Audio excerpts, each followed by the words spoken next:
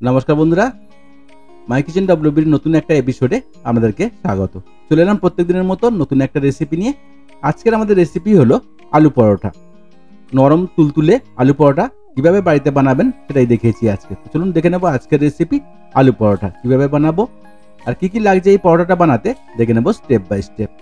তো এই আলু পরোটার জন্য আমরা আগে একটা পুর বানিয়ে নেব। তো তার জন্য এখানে নিয়েছি কাঁচা লঙ্কা, পেঁয়াজ, টমেটো আর নিয়েছি আলুটা আমি চপিং করে নিয়েছি। আপনি চাইলে এটাকে সিদ্ধ করে নিতে পারেন। তো চলুন কথা বলতে বলতে একটা পুর বানিয়ে নেব আমরা।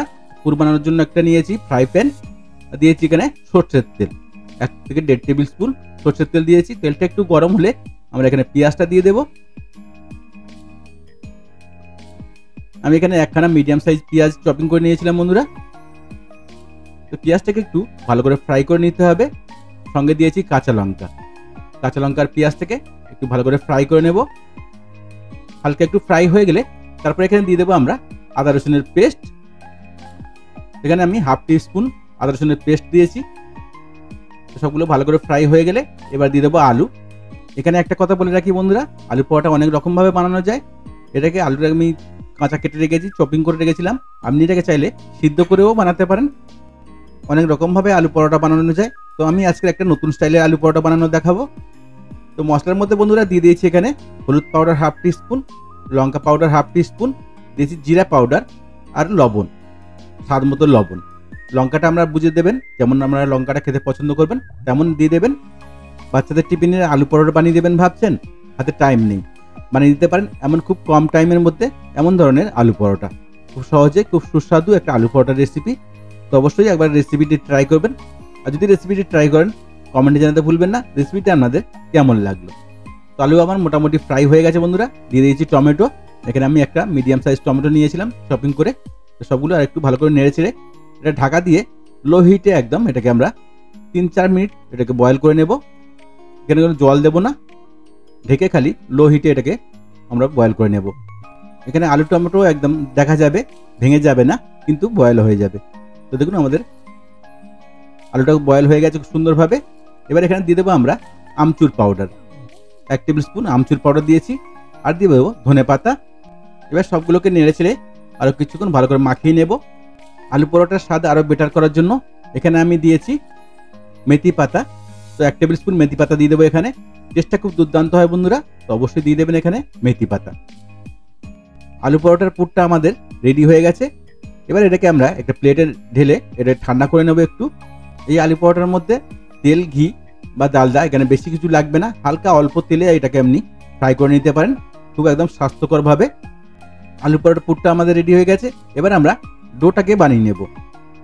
তো ডো বানানোর জন্য আমি একটা বোল নিয়েছি আর এখানে দিয়েছি 1 কাপ ময়দা। আপনি চাইলে এখানে আটা দিয়েও বানাতে পারেন। আর দিয়ে দিয়েছি স্বাদ মতো লবণ। এবারে লবণটা আটার সাথে ভালো করে মাখিয়ে নেব ময়দার সাথে। তারপরে দিয়ে দেবো এখানে আমরা ডিম। এখানে আমি 2খানা ডিম নিয়েছি। 1 কাপ ময়দার মধ্যে দিয়েছি 2খানা ডিম। ডিম দিয়ে ব্যাটারটা বানালে ব্যাটারটা খুব সফট হবে, পরোটাগুলো খুব সফট হবে আর খেতে খুব মজা লাগবে। তো আমি এখানে দিয়ে দিয়েছি 2খানা ডিম। এবার অল্প অল্প জল দিয়ে একটা ব্যাটার বানিয়ে নেব আমরা। জলটা একসঙ্গে দেবো না, অল্প অল্প জল দিয়ে একটা ব্যাটার বানিয়ে নিতে হবে বন্ধুরা। এই ব্যাটারের পরোটাগুলো হবে একদম সফট আর তুলতুলে। আর যদি আপনি একটু খাস্তা খেতে চান তাহলে এই ব্যাটারের মধ্যে 2 থেকে 3 টেবিল স্পুন তেল দিয়ে দিতে হবে, তাহলে পরোটাটা হবে খুব খাস্তা। তো আমি আজকে খাস্তা পরোটা বানাবো না, আজকে আমরা বানাবো সফট একটা আলু পরোটা। তো ব্যাটারটা আমাদের রেডি হয়ে গেছে। দেখুন ব্যাটারটার থিকনেসটা ঠিক এমনই হবে, খুব মোটা না খুব পাতলা না। খুব সুন্দর একটা ব্যাটার আমরা তৈরি করে নিয়েছি। তো এবারে আমরা পরোটাগুলো বানিয়ে নেব। তো তার জন্য এখানে নিয়েছি একটা তাওয়া বা ফ্রাই প্যান। এবারে একটা একটা করে এক হাতা করে ব্যাটার দিয়ে আমরা একটা একটা করে পরোটা বানিয়ে নেব।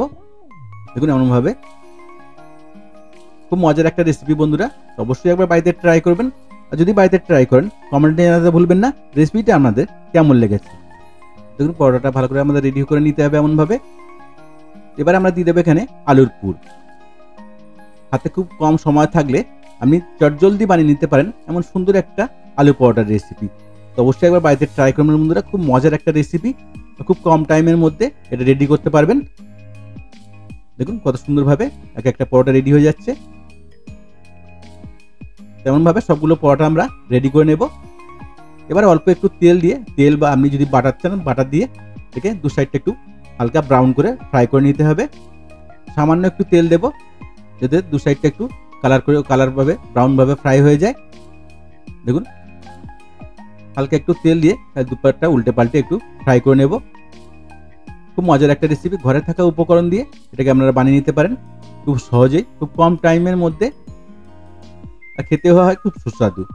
তো অবশ্যই একবার ট্রাই করবেন। তেমনভাবে সবগুলো আমরা রেডি করে নেব বন্ধুরা।